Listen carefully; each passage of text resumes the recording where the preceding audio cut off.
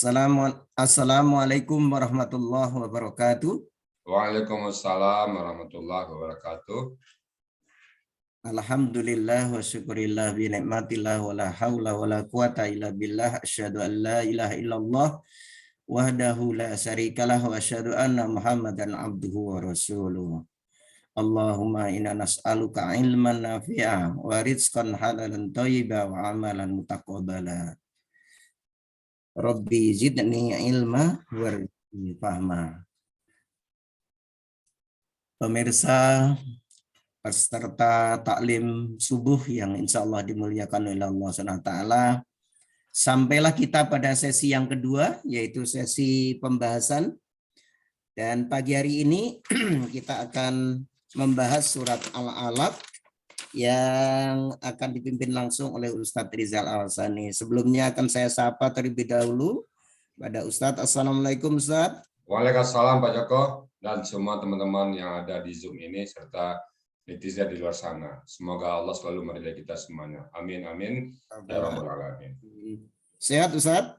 Sehat Pak, tetap sehat insya Allah. Alhamdulillah rabbil alamin, luar biasa, dari pukul 3 sudah mengudara. 3 sampai 10 malam nggak apa-apa. Alhamdulillah Ustadz. Baik, baik Bapak Ibu.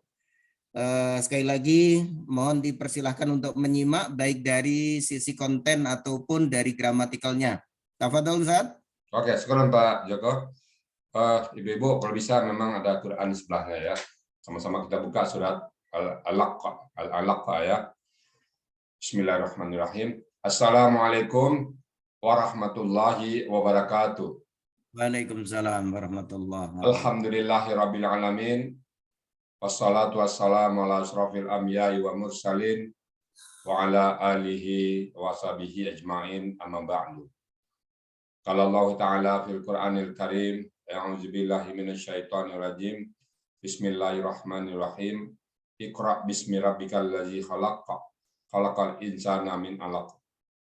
Qala Nabi sallallahu alaihi wasallam, Iqra'ul Qur'an fa innahu ya'ti yaumal qiyamah syafi'an li ashabi. Qala Nabi aidan khairukum man ta'allamal Qur'an wa 'allamahu. Sadaqallahul azim wa sadaqan nabiyul karim wa nahnu ala zalika minasyahidin wa syakirin walhamdulillahirabbil alamin. Pertama-tama dan utama sekali, marilah selalu kita memanjatkan puji dan syukur kepada Allah Subhanahu wa taala atas segala limpahan rahmat, karunia, anugerah yang begitu banyak dari Allah kepada kita semuanya. Tanpa kita sadari, kita tidur pun Allah berikan nikmat kepada kita. Nikmat sehat badan, nikmat panjang umur, nikmat udara, nikmat semuanya. Dan yang paling besar adalah nikmat kita beragama Islam dan nikmat kita beriman. Serta nikmat Allah turunkan kepada Nabi Muhammad berupa Al-Quran yang sampai saat ini masih kita warisi. Dan kita masih bisa menelusuri Al-Quran yang merupakan peninggalan Rasulullah SAW. Selawat dan salam tidak lupa kita sampaikan kepada junjungan kita Nabi besar Muhammad SAW, yang mana beliau selalu mengingat kita. Terbukti pada saat beliau meninggal, menjelang detik-detik beliau meninggal, beliau masih mengingat kita semuanya dengan kata-kata yang sangat dahsyat sekali, ummati, ummati, ummati. 3 kali. Umatku bagaimana? Umatku. Karena beliau sangat khawatir dengan kita. Bagaimana umatku nanti ya Allah? Umatku. Umatku. Sampai 3 kali. Nah, kita wajar rasanya selalu berselawat kepada beliau karena kita sangat mencintai beliau. Baik, pada pagi hari yang berbahagia ini kita bahas surat Al-Alaq ya. Kita baca dulu. A'udzubillahi minasyaitonirrajim. Bismillahirrahmanirrahim. Iqra bismi rabbikal ladzi khalaq.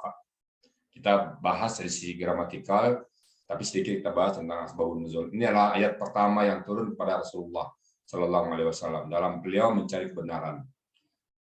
Pada saat kafir Quraisy menyembah berhala, beliau tidak mau. Beliau mengasihkan diri bersama Abu Bakar. Cuman beda jalannya. Abu Bakar mengasihkan diri dengan banyak bertanya kepada para sesepuh ya saat itu yang beliau anggap benar ya.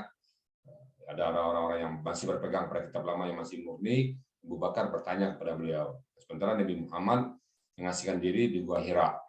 Pada saat beliau mengasihkan diri di Gua Hira, turun ayat ini. Iqra, bacalah. Nabi mengatakan, aku tidak bisa membaca. Iqra, bacalah. Apa kata Nabi? Aku tidak bisa membaca. Iqra sampai 3 kali, baru malaikat Jibril mengatakan, Iqra bismi rabbikal ladzi khalaq. Iqra, bacalah.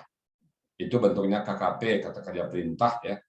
Yang pelakunya siapa? Yang diperintah anta. Akar katanya apa? Qara'a. Qara'a itu membaca.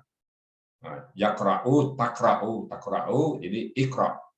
Karena ikra, nama ra-nya berbaris patah, maka ikra. Kalau ra-nya berbaris domah itu ukra, di ikra. Ikra, bacalah engkau apa yang dibaca bismi rabbikal ladzi khalaq. Dengan nama Tuhan, dengan nama bismi, dengan nama Tuhan, rabbika Tuhan engkau. Jadi kita diperintah oleh Allah membaca apa saja. Jadi perintah ayat pertama turun baca dengan nama Allah. Kenapa? Karena semua di sini adalah ciptaan Allah. Kita baca, katakan kita baca ilmu kedokteran, yang membaca ilmu oceanologi, yang membaca pakai ilmu geografi, yang membaca pakai ilmu akuntansi, dan semuanya baca itu dengan nama Allah. Kaitkan kepada Allah semuanya. Kenapa? Karena tidak ada satupun ciptaan di muka bumi ini, makhluk di muka bumi, yang bukan ciptaan Allah. Maka Iqra bismi rabbikal ladzi khalaq. Bacalah dengan nama Tuhanmu, Tuhan engkau allazi yang khalaqa, dia telah menciptakan engkau. Khalaqa bentuknya apa itu? KKL. Lakunya siapa? Huwa. Siapa huwa tadi? Allah. Akar katanya apa? Khalaqa. Dan buka kamus, menciptakan atau menjadikan. Polanya fa'ala. Jadi Iqra bismi rabbikal ladzi khalaq. Bacalah oleh engkau dengan nama Tuhan engkau yang telah menciptakan engkau. Baca itu. Apa yang mau dibaca? Bacalah bumi ini dengan ilmunya. Bacalah tumbuh-tumbuhan itu dengan ilmunya. Bacalah hewan itu dengan tumbuh-tumbuhannya. Kalau kita baca semuanya dengan dikaitkan dengan bismi rabbikal ladzi khalaq, insya Allah tauhid kita benar. Tidak ada satupun makhluk di muka bumi ini yang bukan Allah ciptakan. Nah, itu secara keseluruhan. Nah, sekarang menukik kepada manusia. Khalaqal insana min 'alaq. Khalaqa, nah sama dengan tadi bentuknya KKL, pelakunya huwa, akar kata khalaqa. Jadi diulang lagi. Pola fa'ala. Sama-sama khalaqa. Dia telah menciptakan al-insana, kata benda ya. Nasa, manusia. Telah menciptakan manusia min alaqa. Dari alaqa. Itu saya lihat bintah atau segumpal darah. Nah, nanti orang kedokteran yang bisa menciptakan ini. Saya terus terang sami'na wa ta'na dengan orang kedokteran. Mungkin ini ada kalau ada Profesor CA nanti di sini, atau ada Pak Joni, beliau yang akan menerangkan nanti. Kenapa? Ilmu kita terbatas. Min alaq. Khalaqal insana min alaq. Dia telah menciptakan manusia min alaq, dari segumpal darah. Nah, saya mencoba mengartikan dari sisi gramatikanya.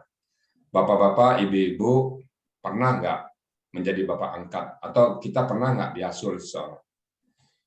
Kita diasuh oleh seseorang, jadi kita jadi orang yang berguna misalnya, menjadi pemimpin atau berdagang usahanya berhasil, tapi yang membina seseorang, dibina kita. Atau katakan bahasa ini, waktu kecil kita dibina, sampai kita jadi orang berhasil. Lalu sombong kita kepada dia. Apa katanya? Dulu waktu kau kecil, aku yang mengasuhnya. Dulu waktu kau belum apa-apa, aku yang memodalinya. Sekarang udah jadi orang, kok sombong? Pantas nggak begitu kita ngomong? Pantas, Bu. Kita dari waktu kecil, katakanlah diambil di Comberan, ditemukan di gubuk-gubuk rewot, ditemukan di tempat-tempat yang nggak jelas juntrung pangkalnya, ditemukan di tempat narkoba, ditemukan di jalan-jalanan, dibawa pulang, dibina. Lalu berhasil jadi orang. Nah, sombong. Boleh nggak itu? Nggak boleh kan? Kita harus berterima kasih kepada orang yang mengangkat kita, yang orang menjadikan kita, yang mendidik kita. Dijadikan anak angkat, atau anak angkat jadi sombong. Nggak boleh kan? Harus bersyukur kepada orang yang membina kita. Itu di dunia, Bu ya. Nah, Allah katakan khalaqal insana min 'alaq. Dia telah menciptakan manusia dari segumpal darah. Habis itu kok sombong gitu loh. Dari segumpal darah menjadi manusia. Kita nggak ada apa-apanya dulu, hina kita dulu. Kok menjadi sombong kepada Allah? Kaifa takfuruna billah? Kenapa kamu sombong? Kenapa kamu kafir sama Allah? Kalau dulu kita segumpal darah. Gak ada apa-apanya kita dulu. Bahkan dari Adlan juga dikatakan dari air mani yang hina. Jadi kalau kita dulu hina, tiba-tiba sekarang jadi orang, tiba-tiba jadi orang yang berhasil kita anggap, lalu kita membelakangi Allah. Siapa kita sebenarnya? Khalaqal insana min 'alaq. Dia telah menciptakan manusia dari segumpal darah. Nah, segumpal darah ini kata alaq juga berarti lintah. Nah, nanti mungkin dalam rahim ibu manusia itu berbentuk lintah. Nah, nanti lintah inilah yang diterangkan oleh orang-orang kedokteran nanti. Apa bentuknya lintah itu ya. Kemudian ayat berikutnya Iqra, sama dengan pertama, bacalah. Iqra wa rabbukal akram. Bacalah dan Tuhan engkau rabbukal akram. Tuhan engkau mulia. Jadi apapun yang kita baca di muka bumi ini selalu dikaitkan dengan Allah. Kita baca ilmu biologi, alhamdulillah, biologi itu isinya apa? Isinya binatang, isinya tumbuh-tumbuhan, lalu dikaitkan dengan Allah. Alhamdulillah ya Allah. Kita baca fisika, ada teori Einstein, ada teori macam-macam, ada teori gravitasi bumi di situ, ada hukum kekekalan, momentum segala macamnya. Itu adalah sunnatullah. Alhamdulillah. Kita baca dengan nama Allah. Kita baca zat kimia, ada reaksi kimia di situ. Semuanya adalah sunnatullah. Kita baca tubuh manusia dengan ilmu biologinya atau ilmu kedokterannya. Semuanya kita kaitkan dengan Allah. Bagaimana jantung berdetak, bagaimana mata bisa melihat. Memang ya mata bisa melihat dengan saraf-sarafnya. Tetapi di situ adalah karena kekuasaan Allah. Nah, kita baca itu semuanya dengan nama Allah. Iqra bismi rabbikal ladzi khalaq, khalaqal insana min 'alaq. Iqra wa rabbukal akram. Bacalah dengan nama Tuhan kau yang maha mulia. Akram, mulia. Maha mulia. Kalau dikaitkan karena Allah, berarti unsurnya apanya? Polanya pola superlatif. Bacalah dengan nama Tuhan kau yang maha mulia. Jadi manusia betul-betul mulia. Di ayat sebelumnya, Atin ada kemarin, laqad khalaqnal insana fi ahsani taqwim. Sungguh manusia telah kami ciptakan sebaik-baik kejadian. Kenapa? Karena yang menciptakan kita juga yang maha mulia. Iqra wa rabbukal akram. Nah, baca dengan nama Tuhanmu yang maha mulia. Kemudian allazi, kalau kata allazi muncul berarti ada hubungan dengan ayat sebelumnya. Allazi itu kata penghubung ayat dengan ayat atau kata dengan kata. Kalau ada kata allazi, kita insya Allah disarankan jangan berhenti baca Quran. Misalnya Iqra wa rabbukal akram. Ada orang tentang tok assalamualaikum katanya kan. Waalaikumsalam, sadaqallahul azim. Jangan ya, baca dulu, sambung dulu. Kenapa? Artinya masih gantung.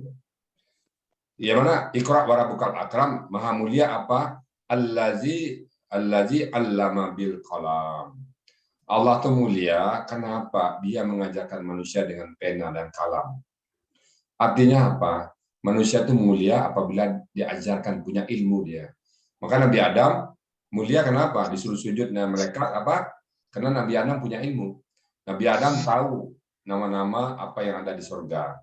Tahu nama-nama hewan, tahu nama-nama tumbuh-tumbuhan, tahu. Pengetahuan itulah yang membuat manusia melebihi malaikat. Nah, sekarang ilmu yang paling tinggi di muka bumi ini apa? Ilmu yang paling tinggi apa? Ya, ilmu tentang Al-Quran.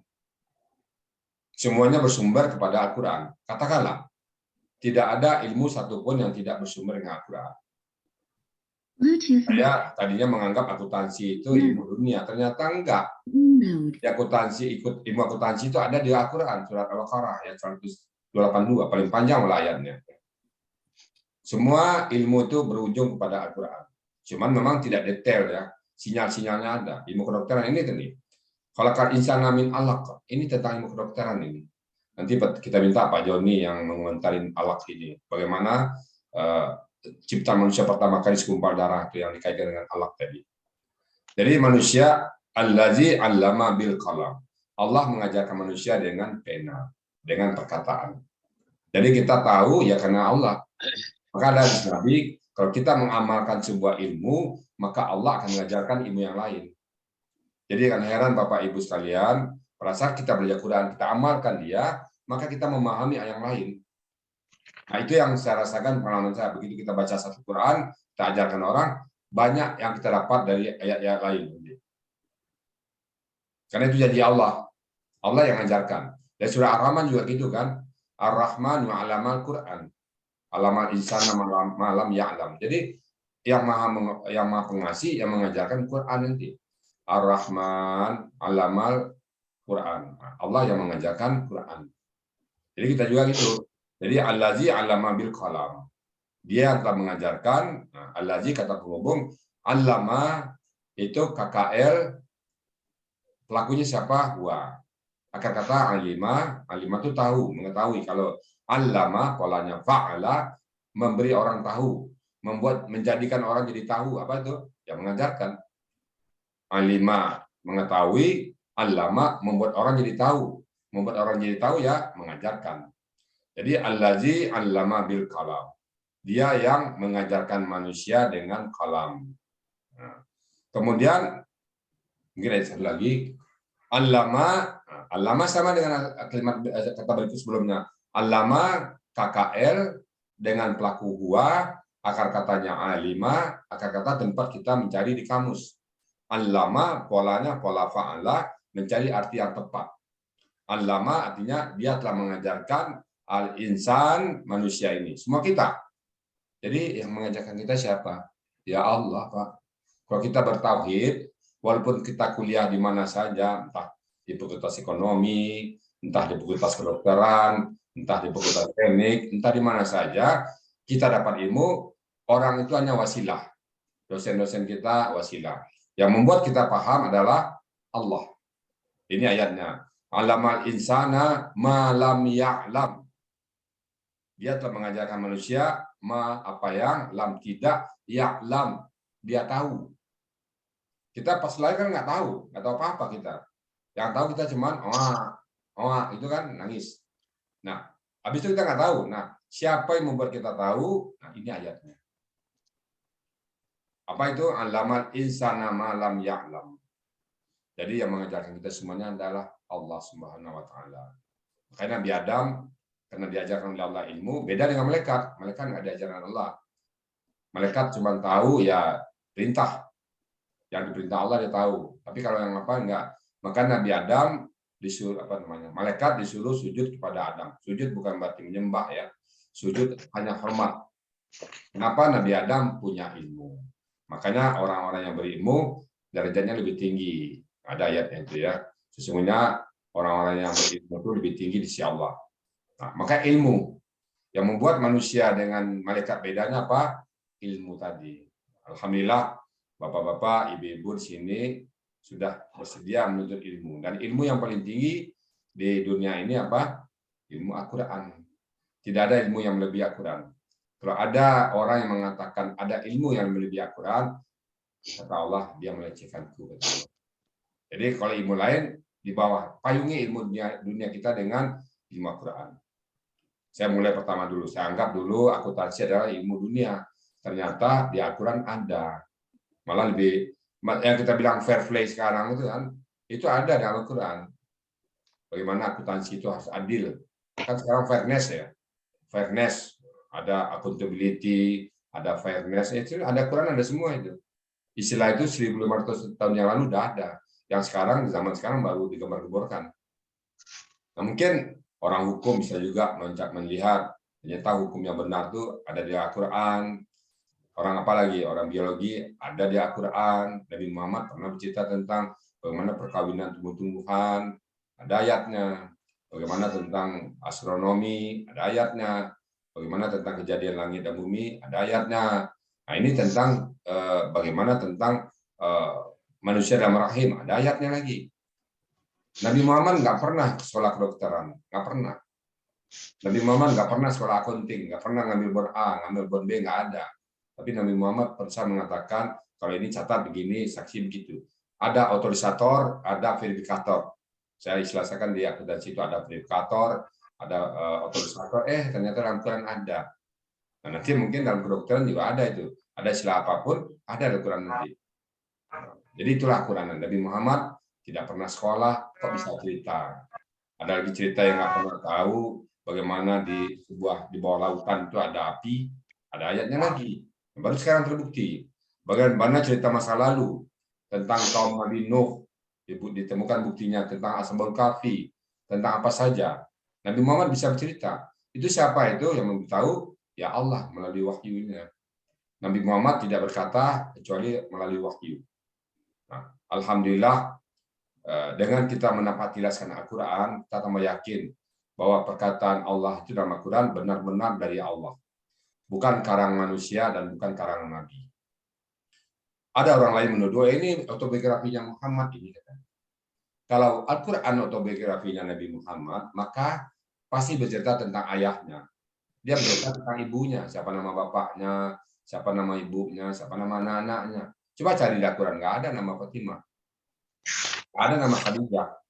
Malah ada cerita tentang orang lain, Nabi Isa dengan ibunya.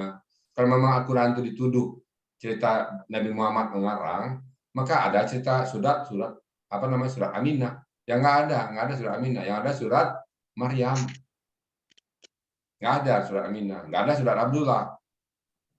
Yang ada surat Ibrahim. Nah, kalau tuduhan orang itu, ya maaf ya saya sedikit agak ini wahyu nih ya. Karena Nabi Muhammad dituduh itu setan yang datang katanya. Yang datang pada Muhammad itu setan karena tempatnya di Gua Hira sendirian. Itu karang Muhammad, itu autobiografinya Muhammad. Nah, kalau kita coba bahas satu persatu tuduhan mereka. Tuduhan pertama autobiografinya Muhammad Al-Quran itu.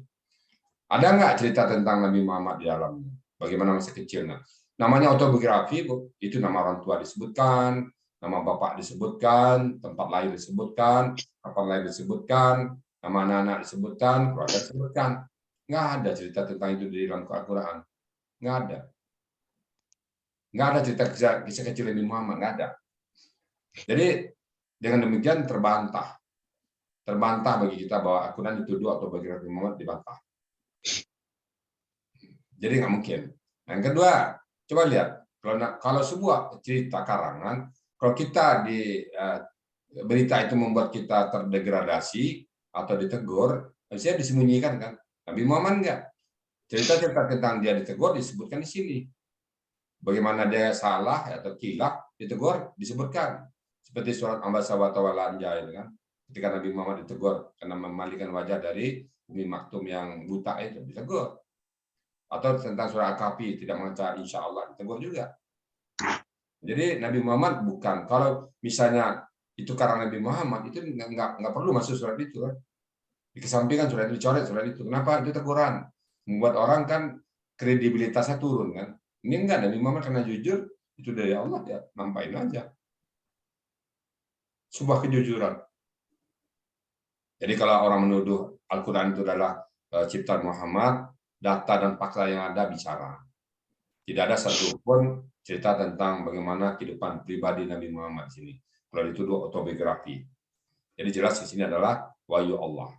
Yang kedua, berita-berita masa lalu yang jauh. Dari zaman Nabi Nuh, yang sejarah nggak ada. Waktu itu belum ada SMS, nggak ada Zoom waktu itu. Nggak ada fotokopi yang bisa mencatat-catat, nggak ada. Nggak ada kabar berita, nggak ada telepon. Kemana mau ditanya? Bagaimana Nabi Muhammad bisa cerita tentang Nabi Nuh? Bagaimana Nabi Muhammad bisa cerita tentang Nabi Ibrahim? Bagaimana ada Al-Quran cerita tentang Nabi Musa? Mana ada berita saat itu? Nggak ada kan? Sekarang ada lengkap semuanya. Kalau dulu nggak ada. Tapi Nabi Muhammad bisa cerita. Lebih valid dari tempatnya sendiri. Cerita tentang Nabi Musa. Kan Nabi Musa ada kalian di Begitu Cina. Ada di Taurat. Malah di Al-Quran lebih komplit. Saya pernah diskusi sama orang itu. Apa yang ada di Taurat, apa yang ada di Al-Quran. Itu lebih komplit di Al-Quran, Pak. Kenapa? Di Taurat sering diganti-ganti, dicoret-coret. Kalau kita masih utuh. Ya lengkap dia.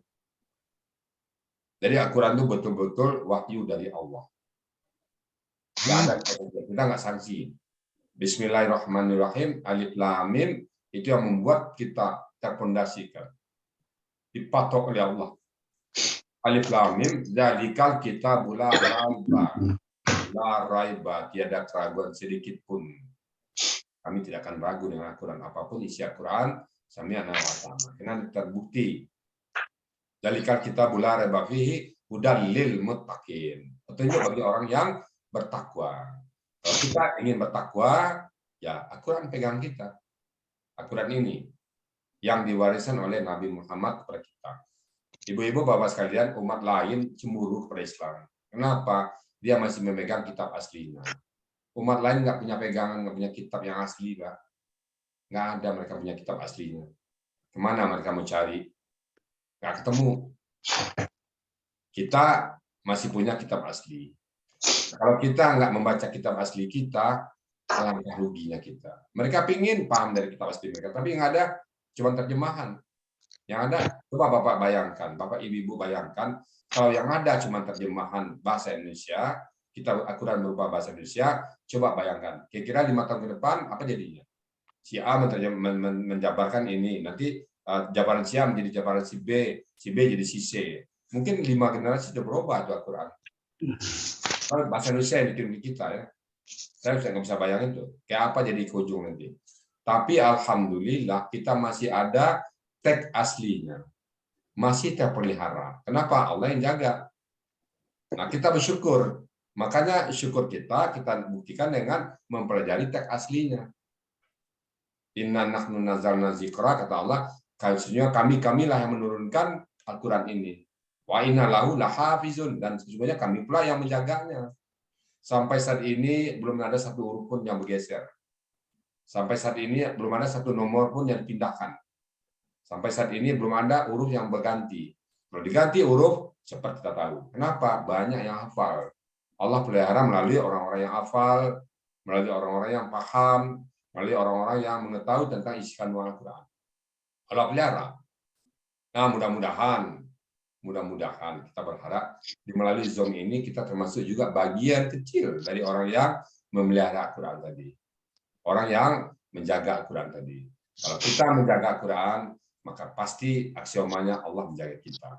Tidak mungkin orang yang dekat dengan Quran Allah murkai, nggak mungkin itu. Allah nggak mungkin. Innaka la tukhliful mi'ad.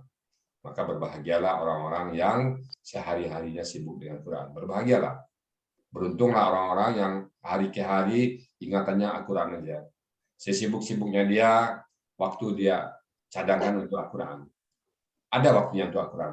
Dan akan rugilah manusia, dia sibuk, nggak ada waktu lagi untuk membahas Al-Quran. Nggak ada waktu. Saking sibuknya mencari duit, saking sibuknya mencari dunia, nggak ada waktu untuk membahas Al-Quran. Rugilah dia. Lupa dia bahwa aset termahal di muka bumi ini adalah aset tentang Al-Quran. Nggak ada lagi. Nggak ada yang melebihi Al-Quran. Ilmu apa saja, nggak ada yang melebihi Al-Quran. Maka bersyukur kita sekali lagi, kita disuruh membaca Quran dengan nama Allah. Iqra bismi rabbikal ladzi khalaq, khalaqal insana min 'alaq, iqra wa rabbukal akram, allazi 'allama bil qalam, 'allamal insana ma lam ya'lam. Jadi Allah telah mengajarkan kita. Bagi bapak-bapak, ibu-ibu yang sudah paham Quran sekarang, yang mulai kebuka, alhamdulillah, Allah yang mengajarkan itu semuanya. Berarti Allah cinta kita. Demikian yang dapat saya sampaikan. Lebih kurang mohon maaf, akhirul kalam. Kalau ada yang benar datang dari Allah, dan kalau ada yang salah, semata-mata kena kepakiran saya. Bila taufiq wa hidayah. Assalamualaikum warahmatullahi wabarakatuh. Waalaikumsalam warahmatullahi wabarakatuh.